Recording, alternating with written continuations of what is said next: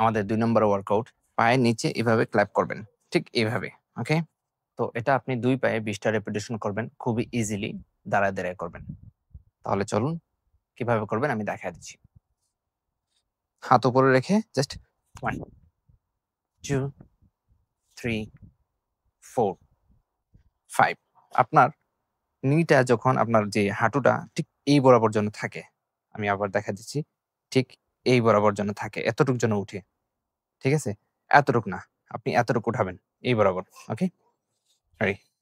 1, 2, 3, 4, 5, 6 খুবই ইজি। 7, 8, 9, 10, 11, 12, 13, 14, 15, 16, 17, 18, 19, 20 এটা total 3 set করবেন। প্রত্যেকটা সেটের মাঝখানে 30 থেকে 40 সেকেন্ড রেস্ট করবেন।